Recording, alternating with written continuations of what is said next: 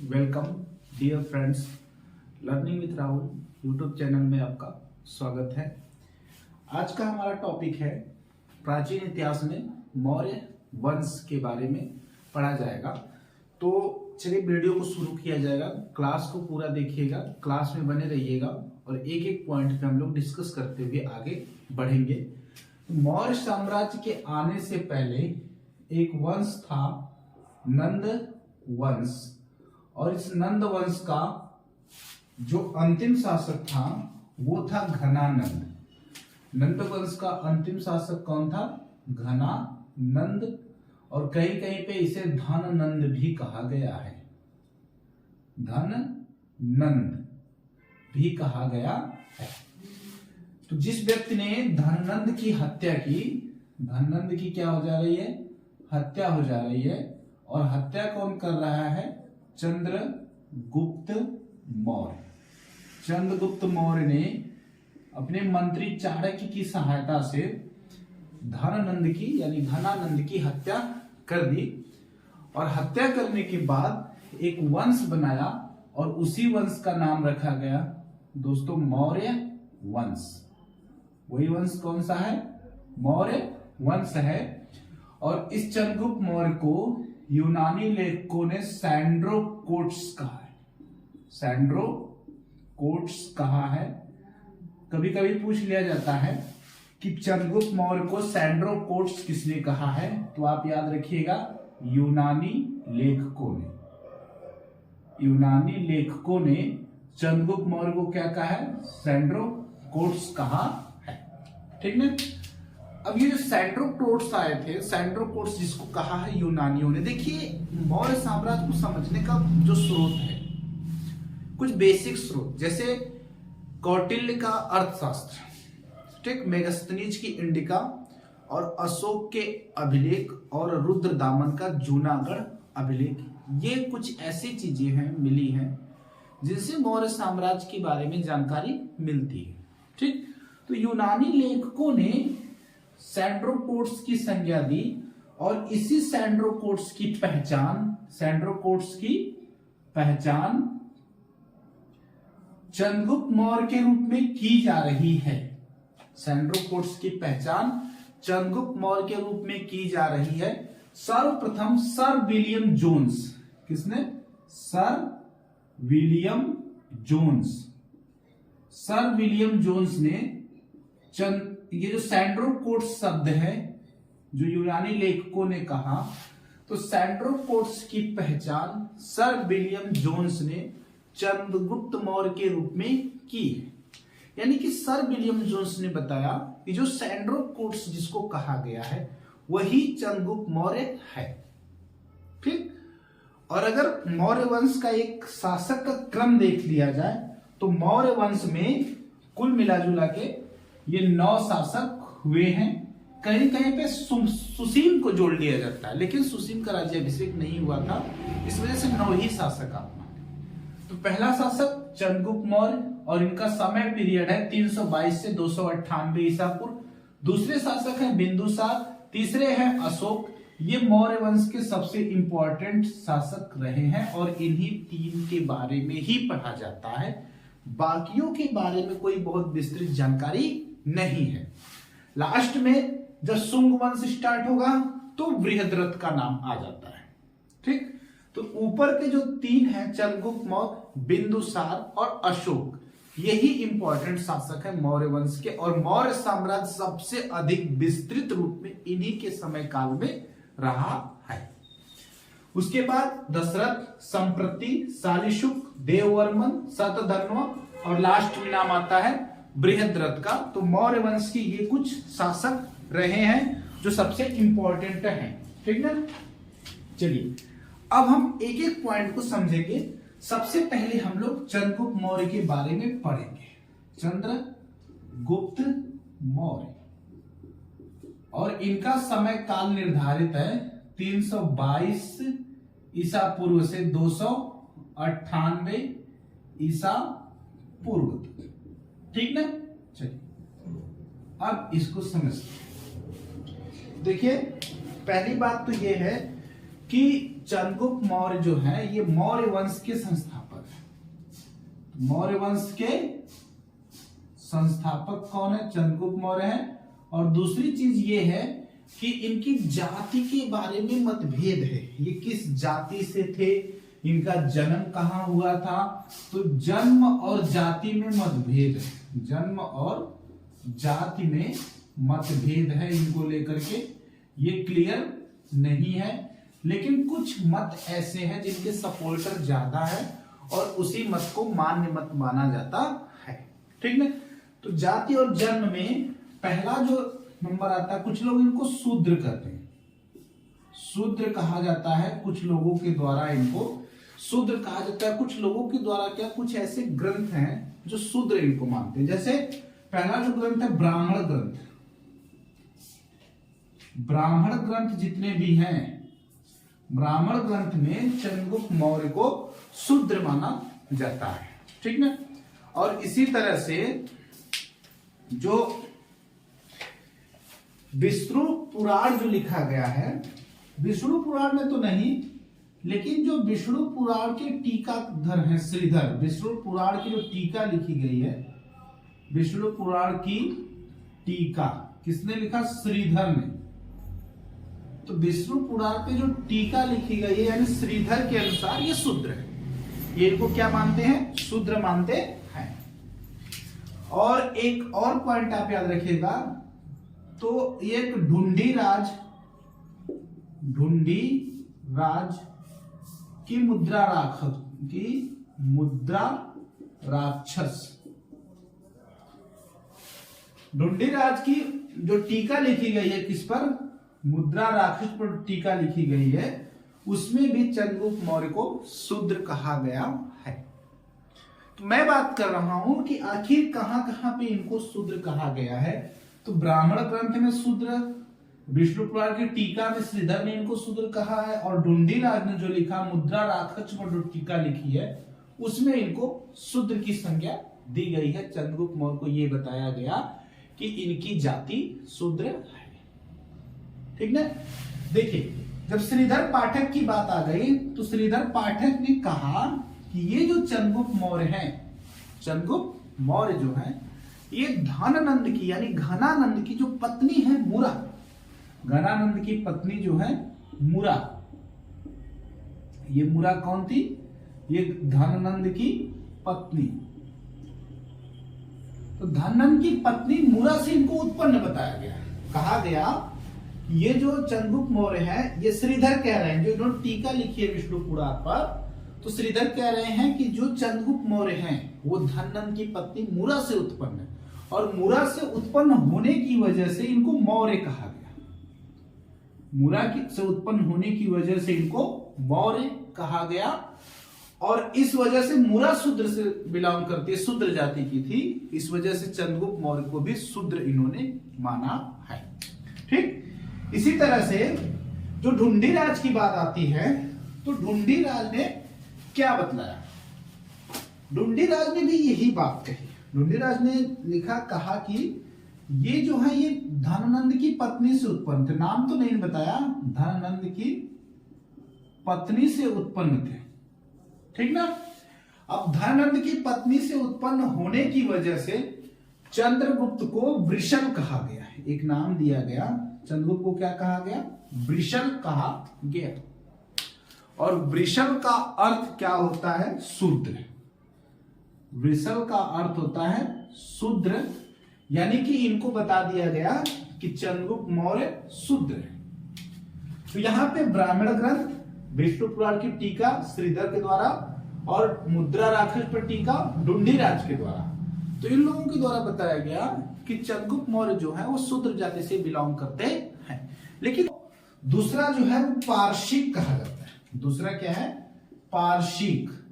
ये कहा गया कि चंद्रगुप्त मौर्य पारशिक है, पारशिक। लेकिन इसमें कोई सपोर्टर का नाम नहीं, तो सिर्फ एक लोग है, स्पूनर महोदय हैं। तो स्पूनर ने पारशिक कहा है, बस ये याद रखिएगा।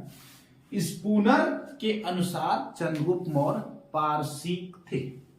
ठीक, अब आते हैं आगे।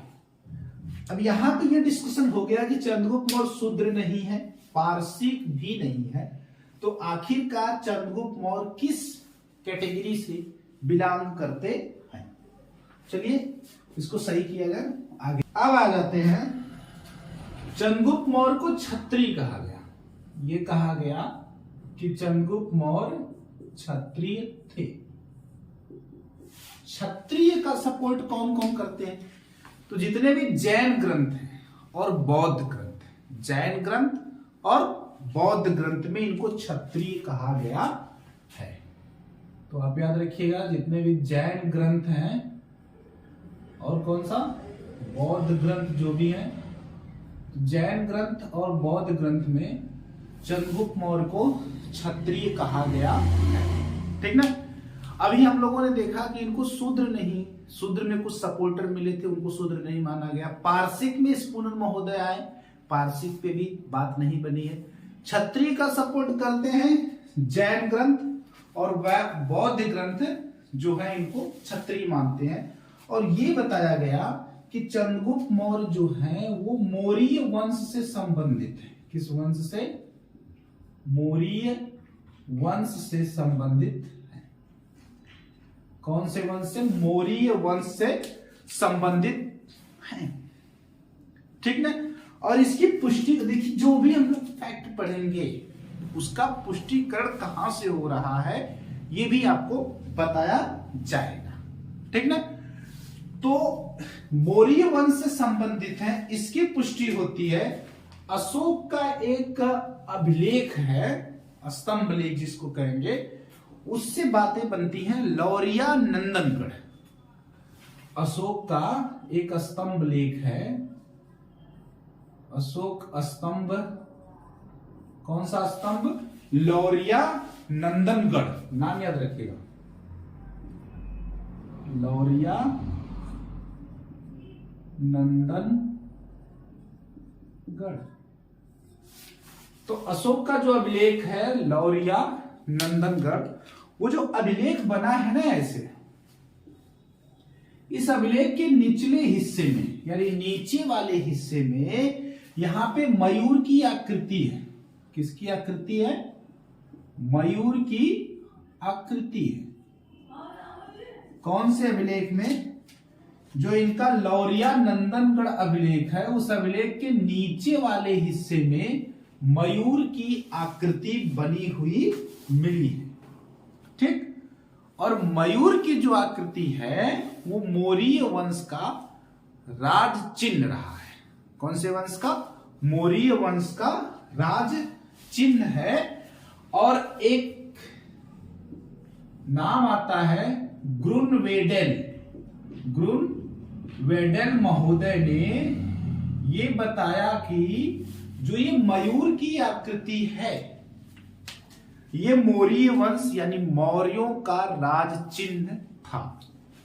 मयूर की आकृति जो है ये मौर्यों का राज चिन्ह था।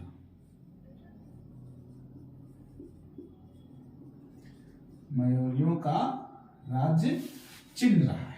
चलिए यहां पे समझिएगा, क्षत्रिय हैं, जैन ग्रंथ बौद्ध ग्रंथ सपोर्ट करते हैं और मौर्य वंश से संबंधित है। ये कहां से मिला?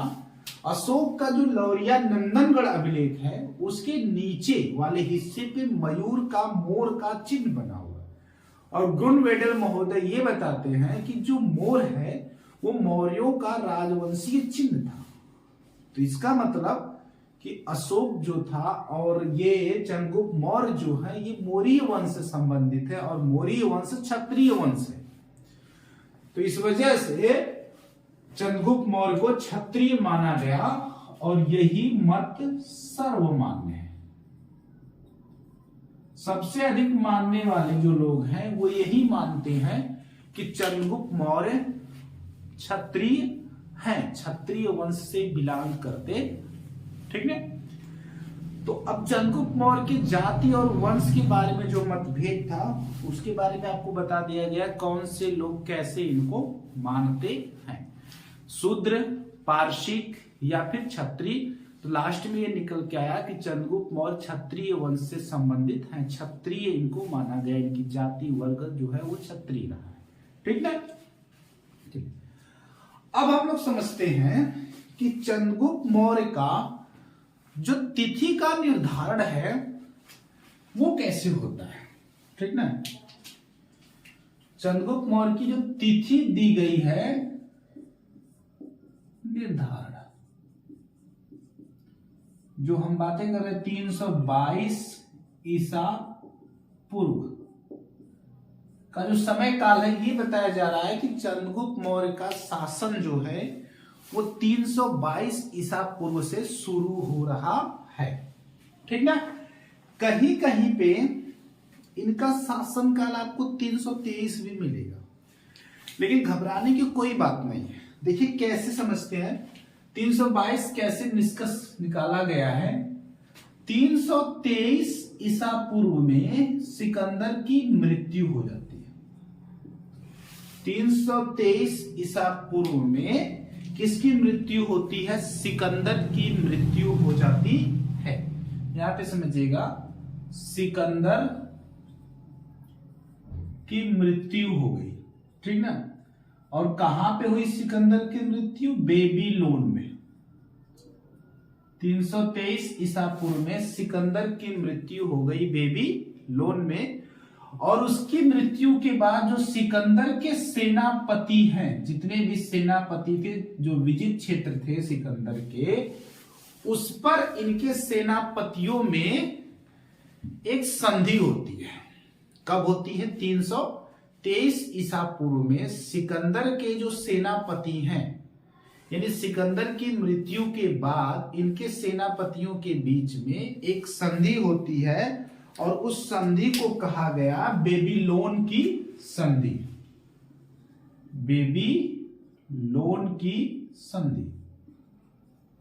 और बेबीलोन की संधि कब हो रही है दोस्तों? तो 323 ईसा पूर्व में बेबीलोन की संधि हो रही है। ठीक। और जब बेबीलोन की संधि हुई तो उस संधि में एक खास बात रही। इस संधि में जो भारतीय विजित क्षेत्र थे ना, उनका उल्लेख किया गया है। भारतीय विजित क्षेत्रों का उल्लेख हुआ है बेबीलोन की संधि में। इसका मतलब कि 323 ईसा पूर्व तक सिकंदर द्वारा जीते गए जो क्षेत्र रहे हैं, उस पे कोई शासक, अभी सुदृढ़ शासक नहीं देखने को मिला है। ठीक। आगे समझिएगा। इसके बाद समय काल आ जाता है 321 ईसा पूर्व का। 321 ईसा पूर्व का। अब इस संधि में कुछ बातें फाइनल भी हो रही होंगी। ठीक। 321 ईसा पूर्व में एक और संधि होती है जिसे कहते हैं ट्रिपरैडिस की संधि। ट्रिपरैडिस की संधि। और ये जो ट्रिपरैडिस की संधि हो रही है, ये संधि भी सिकंदर के सेनापतियों के बीच ही हो रही है। ये किसके बीच हो रही है? सिकंदर के सेनापतियों के बीच हो रही है ये संधि। लेकिन इस संधि की एक खास बात रही है, इस संधि में भारतीय विजित क्षेत्रों का उल्लेख नहीं है। इसमें भारतीय जो क्षेत्र हैं उनका उल्लेख नहीं है। इससे यह निष्कर्ष निकलता है कि 321 ईसा पूर्व तक, यानी 323 ईसा पूर्व के बाद और 321 ईसा पूर्व से पहले भारत में एक कोई शासन जरूर शुरू हो रहा है, कोई वंश शुरू हो चुका है। तो 323 और 321 ईसा पूर्व के जो बीच का जो समय है, 322 ईसा पूर्व में मौर्य वंश की स्थापना हो चुकी है। तो चंद्रगुप्त मौर्य का जो समय काल है वो 322 ईसा पूर्व से माना जाता है। एक और प्रूफ मैं देने की कोशिश कर रहा हूं आपको, देखिए दूसरी बात, ये तो पहला पॉइंट मान लीजिए आप, यहां से यहां तक डिस्कशन हो गया। दूसरे टॉपिक पे अगर डिस्कशन किया जाए तो चीन में चलते हैं। चीन में एक जगह है, एक नगर है कैंटन नगर। कौन सा नगर है दोस्तों? कैंटन नगर। कैंटन नगर ये कहां पड़ता है? चीन। कैंटन नगर चीन में है और इस जगह से एक अभिलेख मिला है और उस अभिलेख को कहा गया डॉटेड रिकॉर्ड अभिलेख। डॉटेड रिकॉर्ड अभिलेख कहां से मिला है? चीन में, यानी कैंटन नगर या कैंट नगर से मिला है। और इस डॉटेड रिकॉर्ड अभिलेख में कहा जाता है कि हर एक ईयर के बाद एक डॉट लगा दिया जाता था, एक चिन्ह, एक मार्क बना दिया जा रहा है। और इसमें कुल मिला जुला के 489 डॉट हैं। कितने? 489 डॉट मिले हैं, ठीक ना। और ये जो डॉटेड रिकॉर्ड अभिलेख है, ये जब गौतम बुद्ध का महापरिनिर्वाण हुआ उसके 1 वर्ष बाद से है। गौतम बुद्ध के महापरिनिर्वाण यानी मृत्यु, महापरिनिर्वाण के 1 वर्ष बाद से है। 1 वर्ष बाद से है। और इस डॉटेड रिकॉर्ड अभिलेख से भी ये पता चलता है कि चंद्रगुप्त मौर्य के जो राज्याभिषेक का समय काल रहा है वो 322 ईसा पूर्व है। 322 ईसा पूर्व है। तो अगर तिथि पे कोई डिस्कशन आए तो तिथि को जो माना जाएगा वो 322 ईसा पूर्व, यानी कि जाति और चंद्रगुप्त मौर्य के जो साम्राज्य की तिथि का निर्धारण था वो तो क्लियर हो चुका है आपको कि कब से कब तक इनकी तिथि का निर्धारण किया गया है, ठीक ना। तो अभी हम देखेंगे कि चंद्रगुप्त मौर्य के कौन कौन से नाम देखने को मिलते हैं। तो चंद्रगुप्त मौर्य के विभिन्न नाम।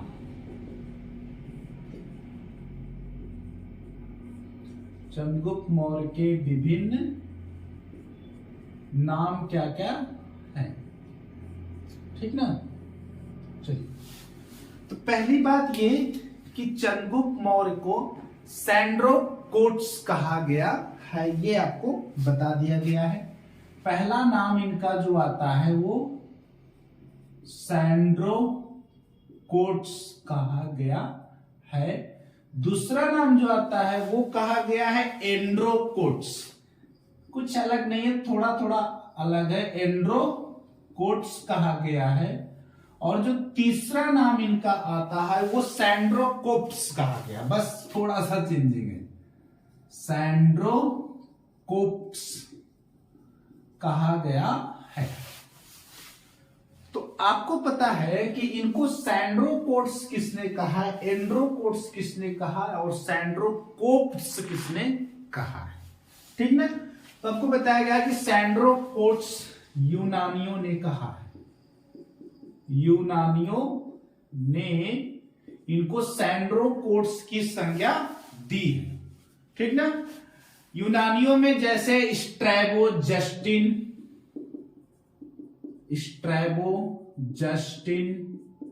इन लोगों ने इनको क्या कहा है, सैंड्रोकोट्स कहा है। एंड्रोकोट्स इनको कहा है प्लूटार्क ने। किसने कहा है? Plutarch and Appianus. Plutarch and Appianus ने इनको किस नाम से संगित किया है? एंड्रोकोट्स के नाम से। और जो एक नाम आ रहा है सैंड्रोकोप्स, किसने कहा है? तो इनको सैंड्रोकोप्स कहा है नियार्कस ने। नियार्कस ने इनको सैंड्रोकोप्स कहा है। ठीक। अब इसके बाद एक वैज्ञानिक आते हैं, एक दार्शनिक आते हैं, नाम है उनका sir William Jones. Sir William Jones, नाम याद रखिएगा, सर विलियम जोन्स। और सर विलियम जोन्स ने इन तीनों नामों की पहचान चंद्रगुप्त मौर्य से की है। ये बताया कि ये जो तीनों नाम हैं ये चंद्रगुप्त मौर्य के नाम हैं, और इन्होंने यानी सर विलियम जोन्स ने रॉयल एशियाटिक सोसाइटी के सामने ये बात बताई। Royal Asiatic society, royal Asiatic society के सम्मुख ये बात बताई कि ये जो तीनों नाम हैं ये किसके हैं? चंद्रगुप्त मौर्य के नाम है। और ये बात कब बता रहे हैं? 1793 ईस्वी में। 1793 ईस्वी में सर विलियम जोन्स ने ये बताया कि ये जो तीनों नाम हैं ये तीनों के तीनों नाम चंद्रगुप्त मौर्य के ही हैं। ठीक ना? चलिए, ये तो क्लियर हो गया होगा। अब थोड़ा सा चंद्रगुप्त मौर्य के प्रारंभिक जीवन के बारे में साइट में समझते हैं, जहां से क्वेश्चंस नहीं आते हैं। प्रारंभिक जीवन के बारे में बहुत साइट में समझा जाएगा। ठीक ना? देखिए, चंद्रगुप्त मौर्य के प्रारंभिक जीवन के बारे में जानने के लिए ये समझिएगा कि चंद्रगुप्त मौर्य की चाणक्य से मुलाकात हो रही है एक जंगल में। चाणक्य से मुलाकात कहां पे हुई? जंगल में मुलाकात हुई। और जब मुलाकात हुई तो चंद्रगुप्त मौर्य एक खेल खेल रहे थे, उसका नाम था राजकीलम।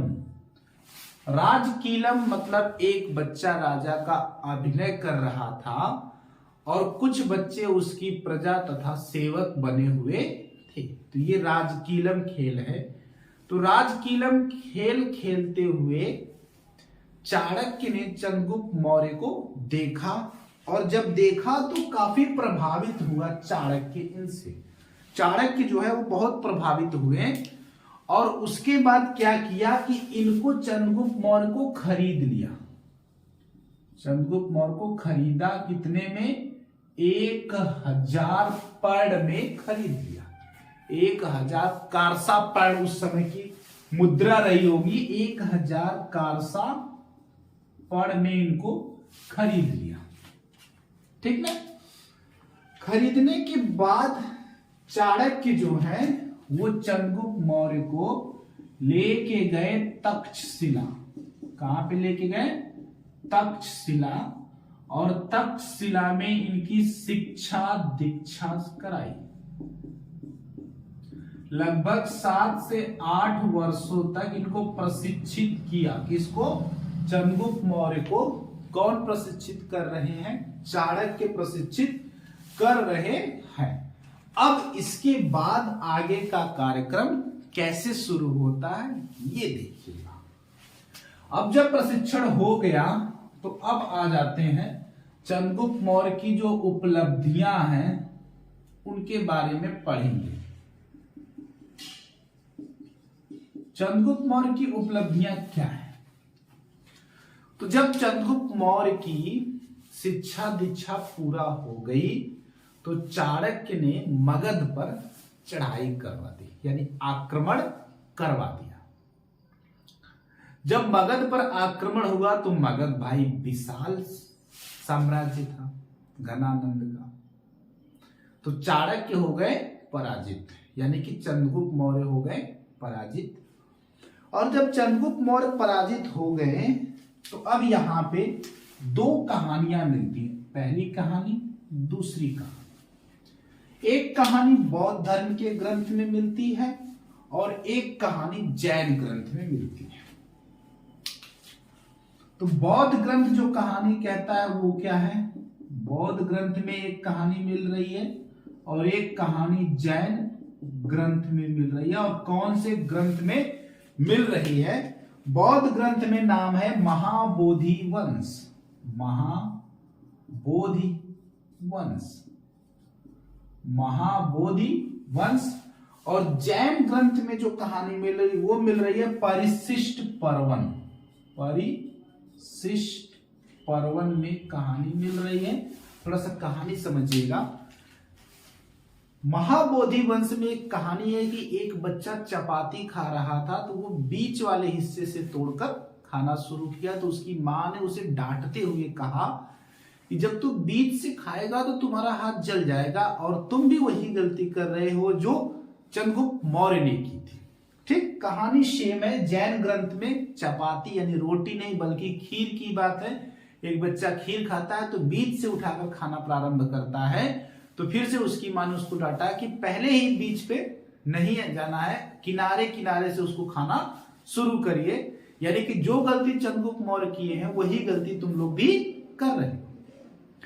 ये कहानी जब सुनी चाणक्य ने, जाते हुए थे भाई ऐसी कहानी सुन लिए रास्ते में, कहीं से आवाज आई तो उनके दिमाग में ये आइडिया आया कि ये तो बिल्कुल सही है, हम डायरेक्ट अगर मगध पर आक्रमण करते हैं तो हम उसको जीत नहीं पाएंगे। ठीक है, तो इस वजह से सबसे पहले हमको पश्चिम, उत्तर पश्चिम के जो राज्य हैं उनको जीतना चाहिए, छोटे छोटे राज्यों को जीतना चाहिए। तो चंद्रगुप्त की उपलब्धियों में सबसे पहला जो पॉइंट आता है वो है उत्तर पश्चिम राज्यों की विजय। उत्तर पश्चिम राज्यों की विजय, यानी कि सबसे पहले चंद्रगुप्त मौर्य ने उत्तर पश्चिम राज्यों को जीतना शुरू किया। ठीक, कैसे? देखिए, सबसे पहले किसको जीता होगा? उत्तर पश्चिम राज्यों में सबसे पहले इन्होंने विजय की पंजाब पर। पहली विजय कहां पर हो रही है? पंजाब को जीतकर अपने अधिकार क्षेत्र में कर लिया। जब पंजाब पर अधिकार हो गया तो पंजाब के बाद फिर किसको जीता? सिंधु क्षेत्र को जीत लिया और सिंधु क्षेत्र को जीतकर भी अपने अधिकार क्षेत्र में कर लिया। अब एक बड़ा भूभाग चंद्रगुप्त मौर्य के अधिकार क्षेत्र में आ गया। अब देखिए सिंधु की विजय के बारे में, जैसे सिंधु पर विजय तो सिकंदर की हो चुकी थी, तो उसके द्वारा जो प्रशासक लगाए गए थे, मृत्यु के बाद सेनापतियों में जब संधि हुई तो प्रशासक जो थे यहाँ के, इनसे जनता अप्रसन्न थी, जनता अप्रसन्न थी और इसी का लाभ उठा करके चंद्रगुप्त मौर्य ने सिंध की विजय कर ली। तो अब चंद्रगुप्त मौर्य की विजय हो गई पंजाब पर और सिंधु पर। जब दो ये विजय हो गई तब जाकर के चंद्रगुप्त मौर्य का शासन अब ये मगध पर आक्रमण करने के योग्य हो जाते हैं। तो पहली विजय इनकी हुई पंजाब प्रांत और सिंध प्रांत पर। अब इसके बाद जो आक्रमण हो रहा है उसके बारे में समझते हैं, थोड़ा सा बोर्ड को क्लियर किया जाए। चलिए, इसके बाद जो विजय हो रही है वो मगध की विजय, इसको पढ़ते हैं। पहली उपलब्धि रही चंद्रगुप्त मौर्य की कि पंजाब प्रांत और सिंध प्रांत पर विजय हो चुकी है। अब आक्रमण किस पर किया गया है? मगध पर आक्रमण हुआ। तो मगध पर आक्रमण करने के लिए चंद्रगुप्त मौर्य ने एक राजा से सहायता ली, उनका नाम था पर्वतक नामक राजा से सहायता ली। ये याद रखिएगा, आक्रमण मगध पर जब किया तो चंद्रगुप्त मौर्य ने किससे सहायता ली? पर्वतक नामक राजा से सहायता ली। ठीक ना? अब इसका उल्लेख कौन करता? मैंने कहा ना कि जहां जहां पे कुछ ऐसे फैक्ट आएंगे वो कहां से आए, कैसे उस फैक्ट को हम लोग माने। प्रवर्तक राजा से सहायता ली और इसका उल्लेख किया जाता है परिशिष्ट पर्वन का। उल्लेख कहां पर है, परिशिष्ट पर्वन जो जैन ग्रंथ है यहां पे उल्लेख हो रहा है कि मगध पर जब चंद्रगुप्त मौर्य ने आक्रमण किया तो प्रवर्तक नामक राजा से सहायता ली और सहायता लेने के बाद मगध पर क्या हो जाता है, आक्रमण हो जाता है, आक्रमण कर दिया जाता है। और मगध का जो सेनापति है उसका नाम था भद्दसाल। क्या नाम था, भद्दसाल। और भद्दसाल हो गया पराजित, भद्दसाल पराजित हो जाता है और उसके बाद मगध पर अधिकार हो जाता है चंद्रगुप्त मौर्य का। मगध पर अधिकार किसका हो गया, चंद्रगुप्त मौर्य का अधिकार हो गया मगध पर। तो मगध पर अधिकार करते समय चंद्रगुप्त मौर्य ने मगध के सेनापति भद्दसाल को पराजित किया और इस युद्ध में चंद्रगुप्त मौर्य ने प्रवर्तक नामक राजा से सहायता ली। क्लियर, चल। तो ये हो गया, मगध के सम्राट बन गए, मगध पर अधिकार हो गया चंद्रगुप्त मौर्य का। और इनकी उपलब्धियों में एक और चीज हम लोग पढ़ लेंगे, सेल्यूकस से युद्ध हुआ इनका, सेल्यूकस से युद्ध। सेल्यूकस से युद्ध हुआ, सेल्यूकस से जो युद्ध हुआ वो कब हुआ, उसकी अवधि है 305 ईसा पूर्व से 304 ईसा पूर्व। इस अवधि में सेल्यूकस से युद्ध हो रहा है। देखिए, जब सिकंदर की मृत्यु हो गई, जब किसकी मृत्यु हो गई, सिकंदर की मृत्यु हो गई, तो सेल्यूकस कहां का शासक बना, बेबीलोन का शासक बना, बेबीलोन का शासक बना। और शासक बनने के बाद इसके मन में इच्छा जगी कि जो भारत का मतलब अविजित प्रदेश, यानी सिकंदर का सपना था विश्व विजय करने का, पूरे वर्ल्ड को जीतने का, तो सिकंदर भारत को नहीं जीत सका था, ठीक ना। तो सेल्यूकस के मन में आया कि चलो सिकंदर की जो अधूरी इच्छा है उसको पूरा किया जाए। तो उस समय क्या हुआ कि सेल्यूकस अपनी सेना लेकर के ये जो सिंधु नदी है, सिंधु नदी को पार किया। कौन सी नदी, सिंधु नदी को पार कर लिया। और सिंधु नदी को जब पार किया तो इसका सामना किससे हो रहा है, चंद्रगुप्त मौर्य की विशाल सेना से इसका सामना हो रहा है। अब जब युद्ध हुआ चंद्रगुप्त मौर्य के साथ सेल्यूकस का, तो क्या हुआ कि कौन पराजित हुआ, सेल्यूकस क्या हो गया, पराजित हो गया। तो दोस्तों जब सेल्यूकस पराजित हो गया, यानी कि जब 305 से 304 ईसा पूर्व के बीच में जो युद्ध हुआ चंद्रगुप्त मौर्य और सेल्यूकस के बीच में, तो उस युद्ध में पराजय हो गई किसकी, सेल्यूकस की पराजय हुई। और इस पराजय के उपरांत घटना अब यहां घट रही है, इनको एक संधि करनी पड़ी। क्या करना पड़ा, एक संधि करनी पड़ी सेल्यूकस को चंद्रगुप्त मौर्य से, ठीक। अब इस संधि में क्या क्या चीजें हुई वो समझिएगा। पहली बात तो इस संधि की अवधि को समझ लिया जाए कि ये संधि हुई कब, तो ये संधि हुई दोस्तों 303 ईसा पूर्व में, यानी युद्ध 305 से 304 ईसा पूर्व के बीच में युद्ध हो रहा है।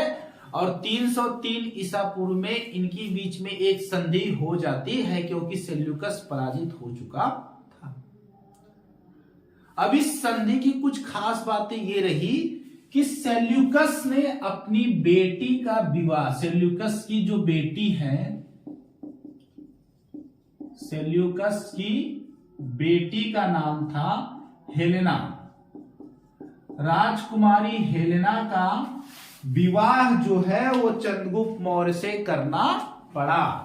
यानी हेलेना का विवाह किससे हो गया, चंद्रगुप्त मौर्य से हेलेना का विवाह हो गया इस संधि के अनुसार।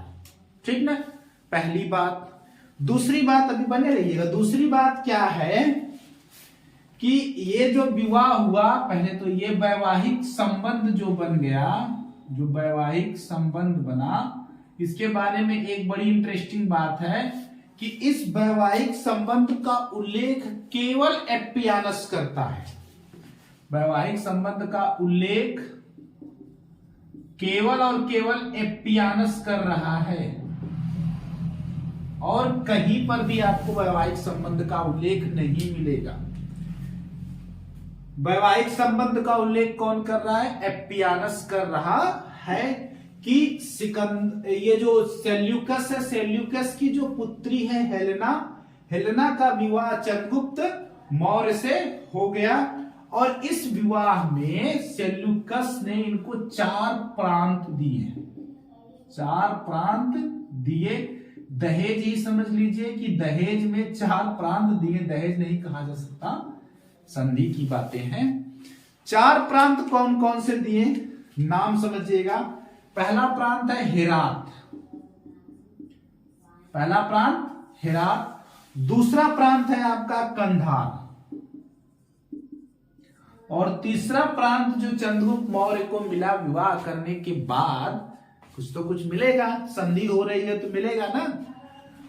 तो हेरात पहला प्रांत, दूसरा प्रांत कंधार, तीसरा मकरान तट मिला, मकरान तट, और चौथा प्रांत जो रहा वो काबुल मिला। हेरात, कंधार, मकरान तट और काबुल। इसका यूनानी नाम कुछ अलग है, जैसे एशिया, अराकोसोनिया, छोड़िए इसको। हेरात, कंधार, मकरान तट और काबुल, ये 4 प्रांत इनको मिले। और जब इतना कुछ मिल गया तो बदले में चंद्रगुप्त मौर्य ने क्या किया, कहा भाई हमको सिर्फ दहेज ही नहीं चाहिए, बदले में चंद्रगुप्त मौर्य ने इनको 500 हाथी उपहार में दिए। 500 हाथी भेंट स्वरूप दिया अपने ससुर जी को। 500 हाथी भेंट स्वरूप किसको दिया गया? सेल्यूकस को दिया। ठीक ना। और एक और बात, 3 बातें बता चुका मैं। पहली बात, संधि में हेलेना का विवाह हो गया चंद्रगुप्त मौर्य से। विवाह के उपरांत 4 प्रांत हेरात, कंधार, मकरान तट और काबुल इनको मिल गए। ठीक। और उसके बाद तीसरी बात, चंद्रगुप्त मौर्य ने बदले में 500 हाथी सेल्यूकस को भेंट किया। ठीक। और चौथी बात ये कि जो ये सेल्यूकस है ना, सेल्यूकस ने एक दार्शनिक भेजा, एक विद्वान भेजा इनके दरबार में, और उस विद्वान का नाम था मेगस्थनीज। मेगस्थनीज नामक विद्वान को चंद्रगुप्त मौर्य के दरबार में सेल्यूकस ने भेजा, इस संधि के अंतर्गत ही भेजा गया। ठीक ना, क्लियर हो गया होगा। तो ये मौर्य साम्राज्य में चंद्रगुप्त मौर्य की क्या क्या उपलब्धियां रही। पहली उपलब्धि पंजाब और सिंध की विजय, उसके बाद मगध की विजय। तीसरी उपलब्धि, बड़ी भयंकर उपलब्धि, सेल्यूकस को पराजित किया और संधि की 303 ईसा पूर्व में, और उसके बाद हेलेना से शादी, 4 प्रांत और मेगस्थनीज नामक दार्शनिक चंद्रगुप्त मौर्य को मिले, और बदले में चंद्रगुप्त मौर्य ने 500 हाथी पकड़ा दिए। किसको? सेल्यूकस को। ठीक। तो अब ये जब सारी चीजें हो गई, तो इसके बाद चंद्रगुप्त मौर्य ने, ये वर्णन है कि 6 लाख की सेना तैयार की और संपूर्ण भारत को रौंद दिया, यानी कि विजय कर डाली। अब संपूर्ण भारत के कुछ हिस्से चोर, चेर, पांड, साती पुत्र, ये सब नीचे बचे रह गए थे। ठीक ना। लेकिन फिर भी अगर देखा जाए तो चंद्रगुप्त मौर्य की जो सीमा, बाउंड्री जो बन गई थी, ये आपका हो गया उत्तर, ये हो गया दक्षिण, ये हो गया पूरब, और ये हो गया पश्चिम। तो इसकी जो सीमाएं लग रही हैं वो कहां से कहां तक लग रही हैं। तो इनकी जो उत्तर में सीमा थी वो कश्मीर को इन्होंने जीत रखा था, कश्मीर को। दक्षिण में मैसूर तक इनकी सीमा थी, दक्षिण में कहां तक? मैसूर तक। पूर्व में इनकी सीमा थी बंगाल तक और पश्चिम में इनकी सीमा थी हिंदुकुश पर्वत तक। हिंदुकुश पर्वत तक इनकी बाउंड्री बनी रही। तो अगर चंद्रगुप्त मौर्य के सीमांत प्रांत की बात की जाए तो उत्तर में कश्मीर और दक्षिण में मैसूर, पूर्व में बंगाल तक और पश्चिम में हिंदुकुश पर्वत तक इनका साम्राज्य फैला हुआ था। क्लियर? तो इसके बाद कुछ और बातें समझ लेते हैं चंद्रगुप्त मौर्य के बारे में। एक आध दो चीजें और हैं, बहुत ज्यादा किसी टॉपिक को लेंथी नहीं बना देना है, सिर्फ उतना ही जहां से चीजें आ सके एग्जाम में। ठीक है? इसके बाद चंद्रगुप्त मौर्य क्या करते हैं, 298 ईसा पूर्व का समय था। 298 ईसा पूर्व। इस समय चंद्रगुप्त मौर्य के जो पुत्र हैं उनका नाम था सिंहसेन। सिंहसेन। सिंहसेन को सिंहासन दिया, यानी कि सिंहसेन को राजगद्दी पर बैठा दिया और यही सिंहसेन आगे चल करके बिंदुसार के नाम से जाने गए। सिंहसेन को सिंहासन सौंप दिया। किसने? चंद्रगुप्त मौर्य ने सिंहासन सौंप दिया और सिंहासन सौंपने के बाद चंद्रगुप्त मौर्य चले गए चंद्रगिरी पर्वत पर। सिंहसेन को सिंहासन दिया और उसके बाद कहां चले गए चंद्रगुप्त मौर्य? चंद्रगिरी पर्वत पर। कौन सा पर्वत आ रहा है? चंद्रगिरी। चंद्रगिरी पर्वत पर चले गए और अंतिम समय में ये जैन धर्म के समर्थक हो गए थे और जैन धर्म में जो प्राण त्यागने की प्रक्रिया एक है, आप चाहे तो इस प्रक्रिया से प्राण त्याग सकते हैं जैन धर्म के समर्थक। वो प्रक्रिया का नाम है संलेखना। कौन सी पद्धति है? संलेखना पद्धति से अपने प्राण त्याग दिए। तो 298 ईसा पूर्व में चंद्रगुप्त मौर्य चले गए चंद्रगिरी पर्वत पर और सिंहासन अपने पुत्र सिंहसेन को दिया और जैन धर्म की मृत्यु पद्धति यानी संलेखना पद्धति यानी पानी और भोजन को त्याग करके मृत्यु का वर्ण कर लेना संलेखना पद्धति है। इस पद्धति में अपने प्राण को त्याग दिया और अब इसके बाद शासन शुरू होगा किसका? बिंदुसार का, यानी सिंहसेन का, जिसको अमित्रघात अमित्रचेट से भी कहा जाता है। ठीक है? तो चलिए हम लोग देखते हैं कि बिंदुसार के बारे में क्या क्या पढ़ना है हमको। क्लियर? ठीक। तो मौर्य वंश का जो दूसरा सम्राट हुआ वो दूसरे सम्राट हैं बिंदुसार। कौन है? बिंदुसार, या बिंदुसार को अमित्र चेट्स भी कहा गया है। और इनका जो समय काल है 298 ईसा पूर्व से लेकर के 298 ईसा पूर्व से लेकर के 273 ईसा पूर्व तक। ठीक ना? तो बिंदुसार को अमित्र चेट्स या अमित्र घात भी कहा गया है। अमित्र चेट्स या अमित्र घात भी कहा गया है। और ये जो उल्लेख मिलता है ये कहा, किसने कहा? तो अमित्र चेट्स या अमित्र घात इनको यूनानियों ने कहा। यूनानियों ने कहा। हालांकि बिंदुसार के बारे में बहुत ज्यादा चीजें नहीं पढ़नी है। बिंदुसार के बाद जो अशोक महान ने, जो तीसरे सम्राट हैं मौर्य वंश के, उनके बारे में डिटेल्स में पढ़ना होगा हमको। ठीक ना? चलिए, बिंदुसार या अमित्रचेट्स या अमित्रघात इनको यूनानियों ने कहा है। ठीक। और इसका अर्थ होता है, अमित्रचेट्स या अमित्रघात का अर्थ होता है शत्रुओं का नाश करने वाला। शत्रुओं का नाश करने वाला इनको कहा गया है। ठीक है। इनका जो एक अन्य नाम अभी आपको बताया गया, इनका एक और नाम था सिंहसेन। इनका एक अन्य नाम क्या था? सिंहसेन भी है। और इनकी माता का नाम दुर्धरा था। बिंदुसार की माता का नाम क्या रहा है? दुर्धरा। माता का नाम है दुर्धरा। और इस नाम का उल्लेख कहां पे मिलता है? परिशिष्ट पर्वन में। जैन ग्रंथ परिशिष्ट पर्वन में इस नाम का उल्लेख मिलता है कि इनकी माता का नाम दुर्धरा था। इनके समय में विद्रोह बहुत होते थे। तो तक्षशिला में एक विद्रोह हुआ था। कहां पे विद्रोह हुआ था? तक्षशिला में। और विद्रोह किया था वहां के अमात्यों ने, यानी मंत्रियों ने विद्रोह किया। और इस विद्रोह को दबाने के लिए भेजा गया किसको? अशोक को भेजा गया। विद्रोह को दबाने के लिए किसको भेजा गया? अशोक को भेजा गया। और जब अशोक को भेजा गया तो उस समय अशोक जो है उज्जैन का प्रशासक था।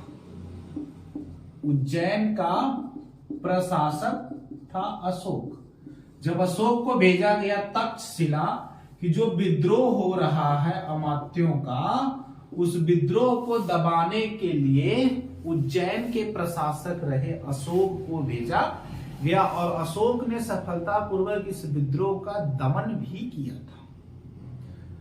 और दमन किया तो यहीं से अशोक की राजनीति समझ का भी परिचय मिलता है। ठीक ना? चलिए, अब इसके बाद बिंदुसार के समय में ही सीरिया के सम्राट हैं, सीरिया के शासक जिनका नाम है एंटियोकस प्रथम। सीरिया के शासक कौन है? एंटियोकस प्रथम। एंटियोकस प्रथम ने एक राजदूत भेजा था। इनके समय काल में, बिंदुसार के समय काल में एक राजदूत, इसका नाम है डाइमेकस। कभी कभी पूछ लिया जाता है कि डाइमेकस जो राजदूत है वो किसके शासन काल में भारत आया था? तो बिंदुसार के शासन काल में भारत आया था।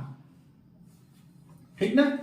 अब चलिएगा इधर देखिएगा, बिंदुसार ने क्या किया था कि जो सीरिया के शासक हैं एंटियोकस प्रथम, उनसे 3 चीजों की मांग की थी।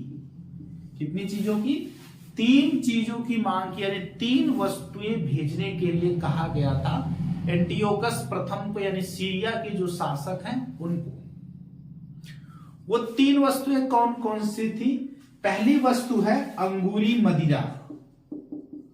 अंगूरी मदिरा की मांग की गई थी। और दूसरी वस्तु थी अंजीर। अंजीर की मांग की गई थी। और तीसरे दार्शनिक की मांग की गई थी। जो एंटियोकस प्रथम ने ये 2 चीजें भेज दी, अंगूरी मदिरा और अंजीर को भेजा। और बाकी जो दार्शनिक तो इसको नहीं भेजा। ठीक है? अंगूरी मदिरा और अंजीर को भेजा गया, लेकिन दार्शनिक को नहीं भेजा सीरिया के शासक एंटियोकस प्रथम ने। एक और पॉइंट याद रखिएगा, मिस्र के एक शासक रहे हैं, समकालीन शासक पूछ लिया जाता है कभी कभी कि बिंदुसार के समकालीन सीरिया के शासक कौन है? एंटियोकस प्रथम। बिंदुसार के समकालीन मिस्र के शासक कौन है? तो इनका नाम था टालमी द्वितीय फिलाडेल्फस। टालमी द्वितीय फिलाडेल्फस। टालमी द्वितीय फिलाडेल्फस ने एक राजदूत भेजा था बिंदुसार के दरबार में। और उस राजदूत का नाम था, पाइथागोरस प्रमेय की तरह था, राजदूत का नाम था डायनोसिस। डायनोसिस राजदूत का नाम क्या रहा? डायनोसिस। ये राजदूत रहे हैं। इनको भेजा था किसने? मिस्र के शासक टालमी द्वितीय फिलाडेल्फस ने भेजा। तो बिंदुसार के बारे में इतनी ही चीजें आपको जाननी है। यहां से क्वेश्चंस क्या बन सकते हैं? अमित्रघात किसे कहा जाता था? बिंदुसार को। कौन कौन सी चीजों की मांग की थी? तो कौन कौन सी चीजें आई, कौन कौन सी चीजें नहीं आई? बिंदुसार के समकालीन मिस्र के शासक टालमी सेकंड फिलाडेल्फस। बिंदुसार के समकालीन सीरिया के शासक एंटियोकस प्रथम। बिंदुसार जो था ना वो धार्मिक सहिष्णु था, वो सभी धर्मों को मानने वाला धार्मिक सहिष्णु व्यक्ति था। लेकिन ये पता चलता है कि इसका आजीवक संप्रदाय में थोड़ा लगाव ज्यादा था, मधुर संबंध था पिंगल वत्स में। तो बिंदुसार का जो एक पिंगल वत्स जो है ये आजीवक संप्रदाय के रहने वाले थे, आजीवक संप्रदाय के मानने वाले थे। और इनसे जो था बिंदुसार का एक मधुर संबंध था, बहुत अच्छे से मानजान थी पिंगल वत्स की। तो पिंगल वत्स यानी आजीवक संप्रदाय के जो समर्थक है पिंगल वत्स या प्रचारक कह लीजिए, उनसे बिंदुसार के मधुर संबंध रहे हैं। और इसका उल्लेख कौन करता है? तो इसका उल्लेख मिलता है दिव्यावदान में। दिव्यावदान में इसका उल्लेख मिलता है कि बिंदुसार का आजीवक संप्रदाय के प्रचारक या समर्थक पिंगल वत्स से मधुर संबंध थे। बिंदुसार के बारे में इतनी चीजें पढ़नी है। अब आगे हम लोग पढ़ेंगे अशोक के बारे में, यानी जो तीसरे सम्राट है मौर्य वंश के अशोक। लेकिन ये क्लास इसमें नहीं, अगली वीडियो में पढ़ा जाएगा। मिलेंगे नेक्स्ट क्लास में। चैनल को सब्सक्राइब लाइक कर लीजिएगा अगर अच्छा लगेगा तो, ठीक है।